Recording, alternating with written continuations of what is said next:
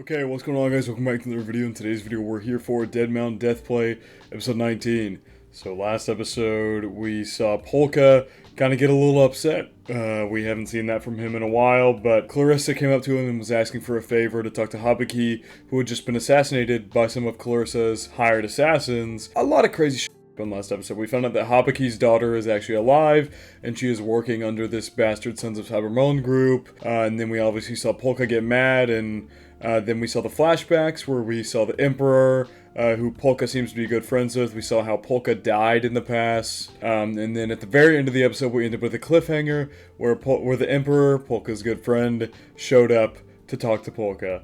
A lot of good things, a lot of fun things happening. Well, I don't know if I should call it fun. A lot of dark things happening, but I'm loving where this season is headed. So without further ado, let's hop straight into Dead Mountain Death Play, episode 19. Yeah, this guy from the other world just showed up, even though the corpse god didn't summon him. Oh, is he gonna sense that he's here?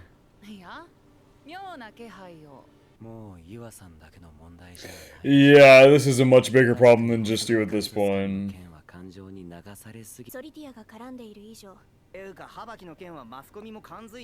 Yeah, do they even realize? Yeah, they don't even realize that Habuki's dead. They don't know that yet. They're still chasing him, technically, because we saw at the end of the last episode, Iwanome sent these two after Habuki, and they never found him because he's dead. Too late, he is already dead. Oh, I said Emperor at the beginning of the episode. I meant Imperial Majesty, that's what Polka calls him. I totally forgot. You ignored our warnings 100 years ago.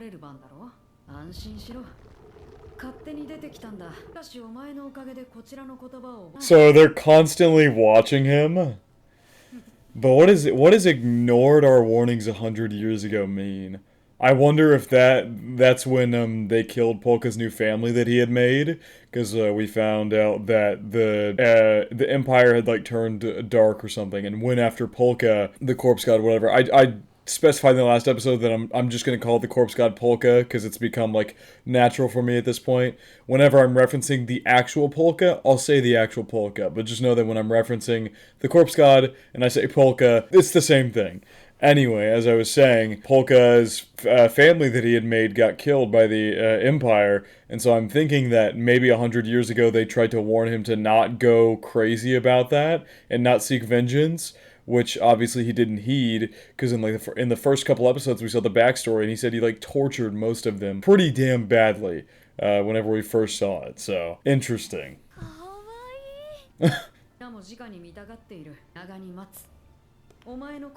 Until your heart wants us here.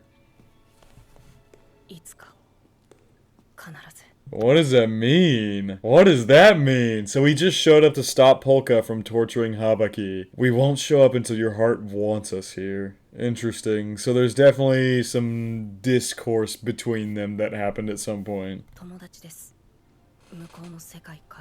don't know if he'll be good for this world.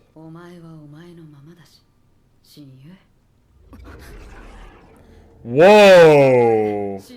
In life or in death?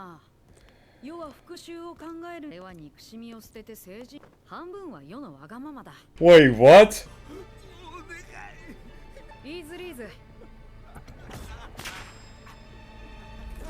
What on earth is happening here?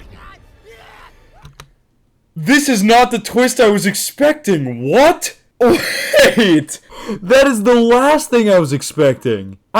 From the way they were portraying them, it made them seem like they were like saints or really good people. But they're just straight up torturing this guy. They've like turned him into an amalgamation almost. They told Polka, don't seek revenge. But then he said, obviously, don't stow away your hatred or become a saint either. And then they bring him down into this basement where they're endlessly torturing this guy. What? That's the last thing I was expecting. When they did like this dark film grain and started leading us down a basement, I was like, where are we going with this?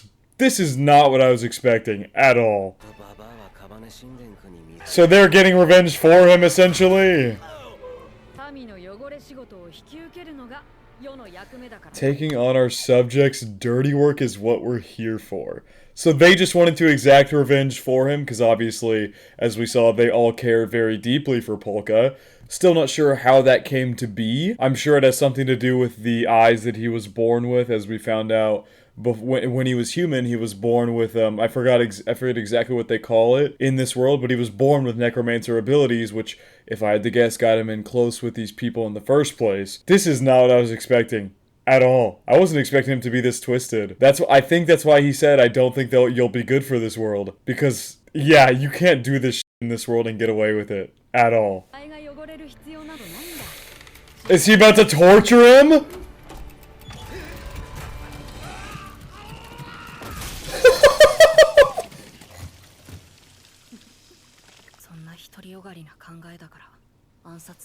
Got your Imperial Majesty. Is this man? Oh man! This just added so many layers to this. So many new layers were just added to this. On the surface, I thought like these were good people and they were surrounding Polka, but it's the fact of the matter is they just kept the dirty work from him and did all this heinous shit in the background while keeping him innocent. Innocent. Obviously, until whatever happened at the end. Whoa, so many new layers just got added into this. Wow, I wasn't expecting that at all. And he disappeared. Oh god, now we got this guy making his move.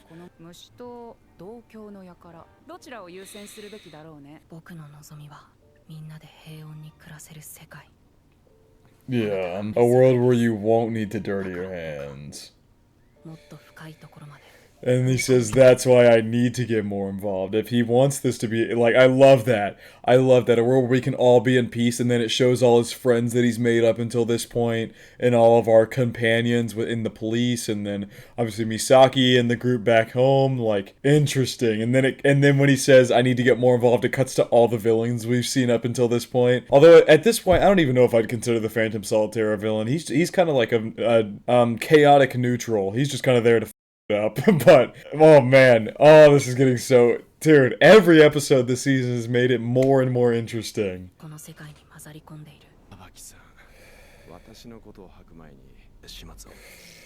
Oh god, that's the fire breathing bug. Oh god, Higuro might be dead here. Higuro's been kind of a big part of the season, so I don't feel like they would kill him off yet. But I could be wrong. Maybe the fire-breathing bug will kill him right here and right now. We'll see. But obviously, yes, he knows about Cybermond at this point. So he is definitely someone the fire-breathing bug wants to target. Oh, God. Yeah, so it is absolutely hypnotism. We talked about that a couple episodes ago when Iwanome brought the idea up that the fire-breathing bug uses hypnotism, and at first I was a little skeptical, but it does make sense given how the Phantom Solitaire has all his magic tricks. Why couldn't someone use hypnotism as well? So, interesting. It seems like, I don't know if it's, one of you guys said I could go back and find it, so I probably will at some point go and try and find what exactly and how exactly the fire-breathing bug hypnotizes all these people, but it definitely has something to do with the lasers, I feel. Maybe if you, like, shoot the laser into somebody's eye, it's able to hypnotize them for a period of time. I'm not entirely sure. Yeah, he's just on the ceiling. Oh, yeah. Just gotta duct tape the arm back on.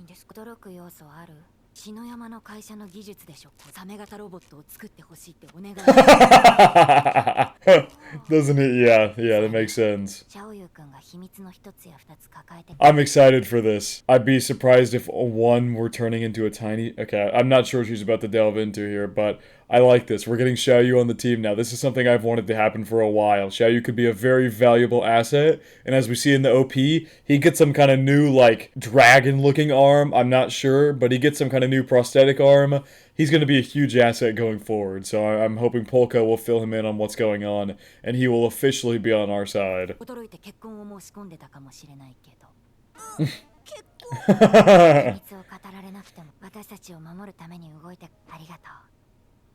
Aww, that's sweet. Oh.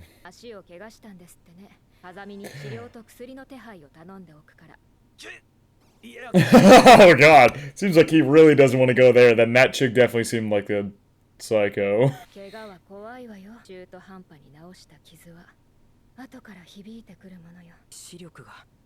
Oh. Oh. Yeah, I was literally about to say, is she speaking from experience? I was on the verge of those words coming out of my mouth, but they did it for me. I'm glad I didn't pause and go on a whole spiel because they literally just said it for me. So it seems like Clarissa at some point got an injury to her eyes. So we'll I guess maybe we'll see about that here. True. That's very true. But who could be... I don't think this is a Tozawa. I feel like I should recognize that name, but I don't recognize the voice. Ah, that's right. We did see him stop to make a call, so he's actively working with Clarissa to track down Habaki. So he might know that Habaki's dead at this point.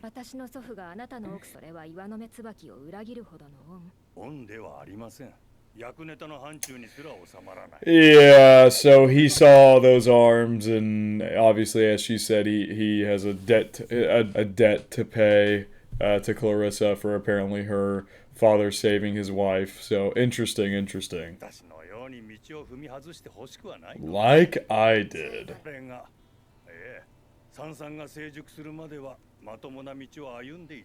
Wonder what he means by mature. I wonder what exactly he means by mature in that sense. Okay, so yeah, now he's actually filling them in on this symbol and everything from the other world, and he's gonna try and get this group to figure this situation out.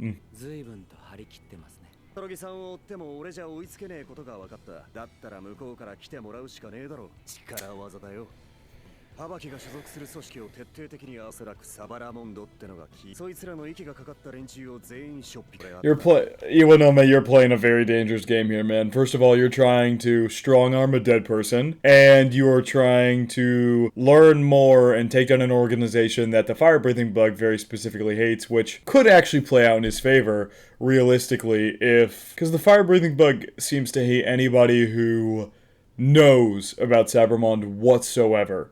So I feel like knowing about this Sabramond, even in name, could be a backfire for Iwanome, but at the same time I feel like maybe Iwanome could join forces with the Firebug with their combined hate for this group, or I don't know. We'll see how it plays out.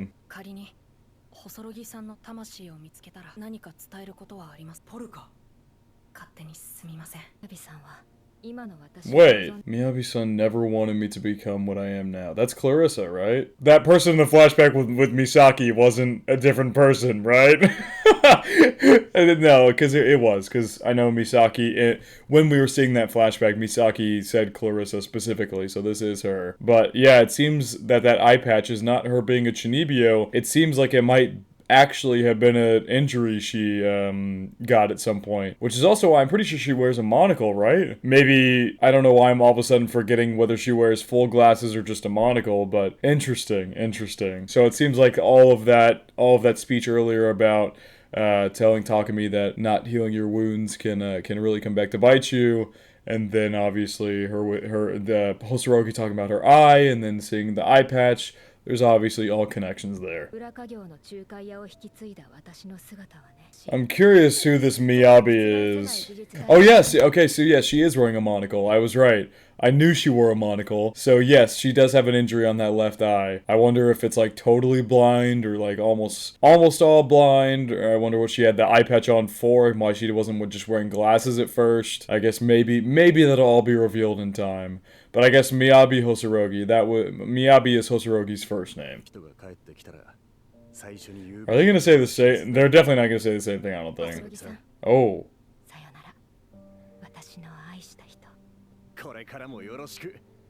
Oh man. Two sides of the same coin here. Iwanome thinks that Hosorogi is still alive, which is not the case. And then Lisa, who knows that Hosorogi is not alive, is saying goodbye, my love, because obviously as we found out they were lovers. Very sad. I'm very curious how Iwanome is going to react when he finally finds out that Hosorogi is in fact not alive anymore. They didn't kill Higuro. Is that the Phantom Solitaire?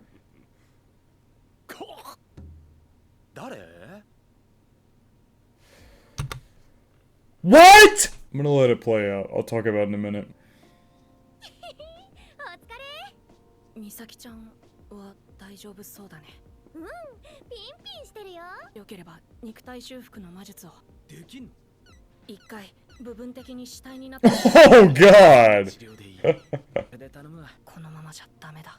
望むなら僕の方からもっと踏み込むべきだ。I ought to take the initiative and step up. この世界に。Woo! I was literally saying that we haven't seen a whole ton of polka this season. I think the end of the season is going to be very, very polka based.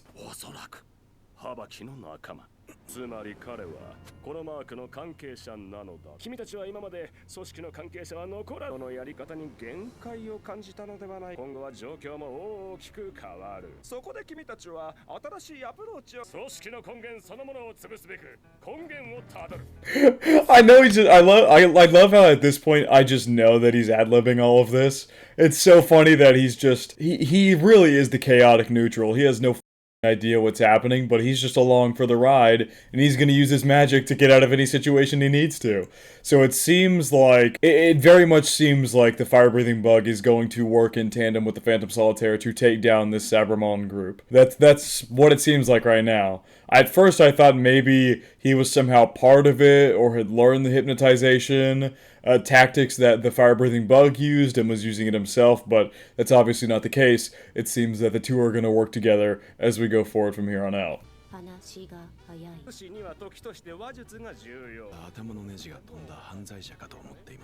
No, he didn't. What, he's just repeating the magician is operating over and over? No, he did not plan this down to every last detail. He got a lead at the chief police office, and he has been rolling with it as best as he possibly can. He's been ad-libbing it the whole way, and it is just... He's essentially the Sid of this world. He ad-libs it, and things just somehow work out for him at the end of the day. Oh my god! 私には何の話だかさっぱりなんで返してもらえないでしょうか。クネタのみんなと関わっていると、君は何人も人を殺している匂いがするな。ならば何をしても許される。Oh my god. 私がただの一般。私のプライドは未だ拘置所の中だ。Bride is still in prison. そもそも私が。I love the Phantom Solitaire, man. He is easily one of my favorite characters in this entire show. He's so goofy, and the way he just ad-libs everything is just amazing. Like, he is the average viewer who doesn't... If you go into the show and you don't pay, like, super close attention to a lot of the details like I try to do my very best to, and I still miss some of the details, you're gonna end up like the Phantom Solitaire. You're gonna be in the same boat as him trying to guess what the hell's happening. お嬢様の護衛に至っては、おそらくは何らかの敵対勢力と交戦をしたものかと。護衛もレイ家の人間だろう。気遣いはご無用。とはいえそれなりの実力者ではあります。Yep. Is he gonna find out about the Agakuras here? Ooh. Are the Agakura... So it seems like the Agakura... Oh, that's not even the Agakuras. That's the Sabremon group. Interesting. A lot of players moving around right now.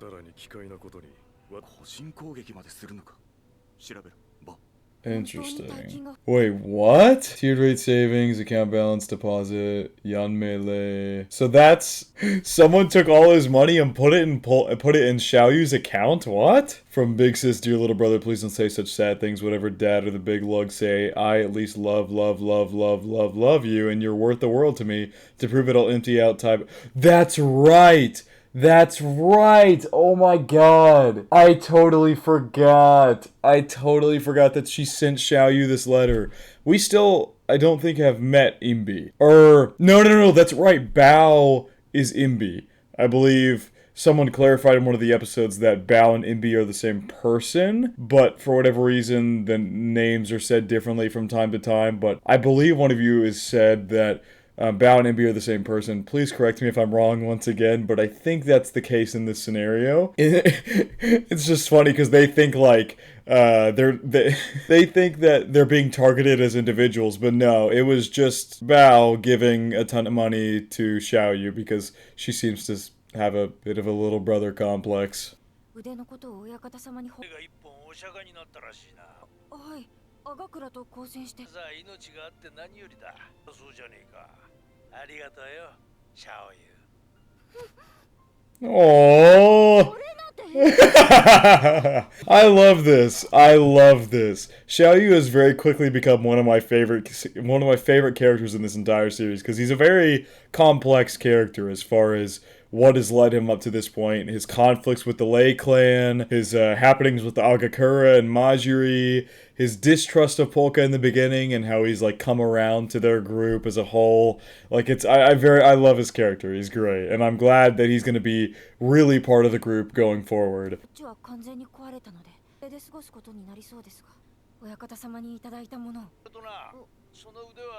The guy behind you?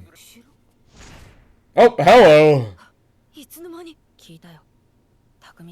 Seems like we're about to have that heart-to-heart with XIAOYU and Polka that we've been waiting for.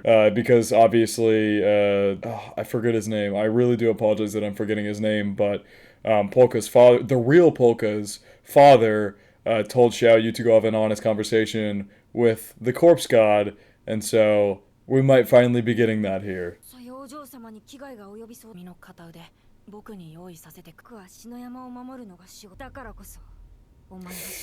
Still doesn't trust him.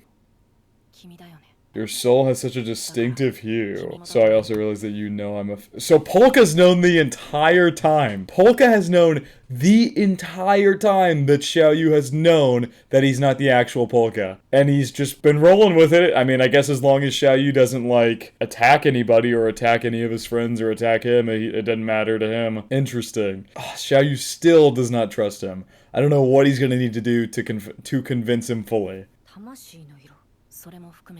It's time for a real heart-to-heart talk. Oh? Really?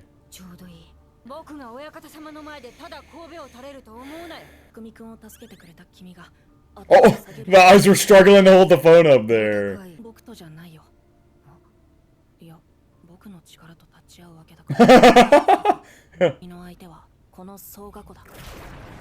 I'm sorry, what?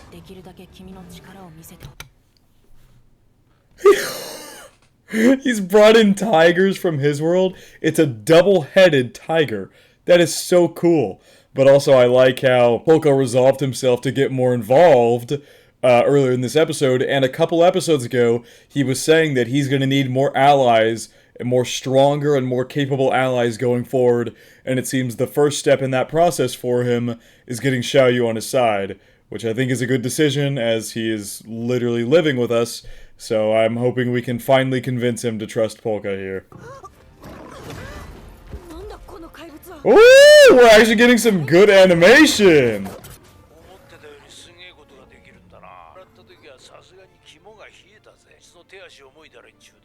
But no.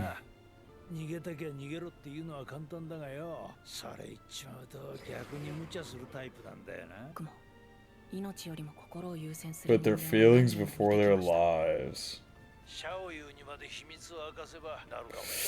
That's fair. That's very fair. Damn! Okay! Okay, Geek Toys! Okay, we're finally getting some good animation. This show's animation's never been terrible. Like, there is shows with infinitely worse animation than Dead Mount Deathplay, but it's not, like, anywhere near the best. But it has had flashes of really great animation, like if we go back all the way, I think it was episode 4. The fight with RSA versus Lemmings was so well animated. So they're capable of having fantastic animation, and we're getting a little more taste of that here. I've decided to push Peace back for a while. He's got to step up and take charge. And then they gave him a kiss? What?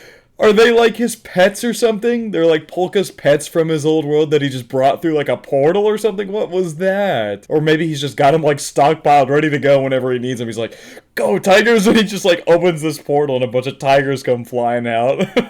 That would actually be a really good attack because the tigers would come flying out and the person would just be really confused how there's a double-headed tiger running at them. A double-headed saber-toothed tiger of all things. Very interesting. Oh, I love this. I love the development for Polka here as well. Because the corpse god, he's been kind of a stagnant character throughout. Obviously, he's very adamant when it comes to kids or his friends. He obviously will get angry if you do anything to them. I don't know. It's just very, very interesting. Which, actually, now that I think about it, if we go all the way back to episode 3, the first time Polka uses his powers in this world to save those kids in the orphanage, it was the fire-breathing bug who attacked that orphanage. Why? Who at that orphanage knows about Sabermon that the fire-breathing bug would want to burn the entire place down? Polka had to send in his skeletons to save all of them. That's also just a random thought I had. But I'm really liking this. I'm loving the Corpse God development, because he's been, like, stagnant's the wrong word, he's changed as a character, but this is the first real push for development where he's changing his way of thinking about this world, and instead of being super passive and staying back and watching things happen, he's gonna take action to get the peace that he wants.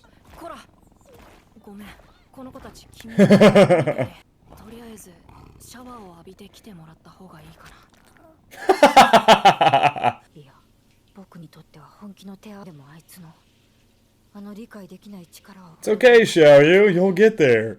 And Polka said he would give you a new arm too. Polka literally said he would give you a new prosthetic arm. So I'm hoping it's that arm from the OP, because I feel like that'll give Polka a huge power boost if he's got a prosthetic arm from Polka's world.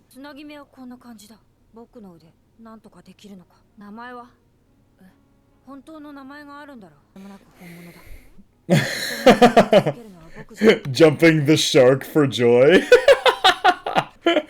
Well, the real Polka's just here. Calling you fake like it happened wouldn't sit right with me. Now that XIAOYU has seen this Polka's, or the Corpse God's strength, he has no choice but to admit, no choice but to have a genuine conversation with him, because he is the real deal in terms of strength.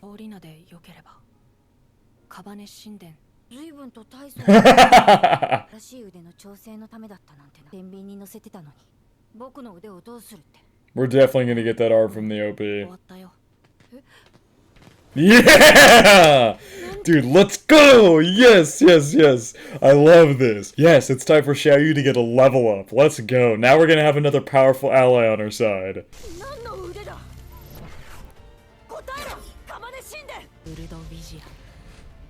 Oh, Urudowijia!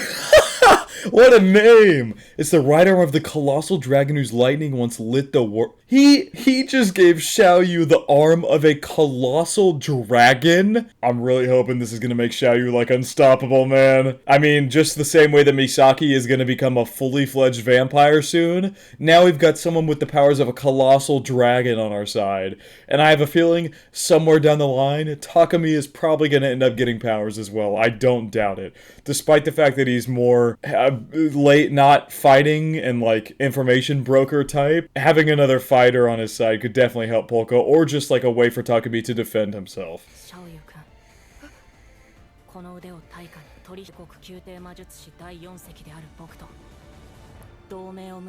Whoa! As the 4th ranked Imperial Court Sorcerer. First time we've heard that revealed. We have never... So, the reason he knew the Imperial Majesty was because he was a very highly ranked Court Sorcerer. Okay, that would actually make a lot of sense. And given his ability, it would also make sense why he's ranked so high. His ability in that world is, if used correctly, very overpowered. Damn it, dude. That was such a good episode. Oh, man. That might be one of my favorite... Dude, I say this every week. I say this every single week with this show, but that might be one of my favorite episodes. It just gets better. I don't know how to describe it to you guys, but it truthfully just gets better with every episode. Anyway, I won't drag this reaction out. I've talked so much already about this episode and this show as a whole. Obviously, with shows like JJK, I can't put it as my favorite of the season, but goddammit, will this show be one of my favorites for a while. It has been so good. Like, I'm just loving every minute of it. But I think that is going to wrap it up for my reaction to Dead Mount Death Play, episode 19. I hope you guys did enjoy, and I hope you all have a good day.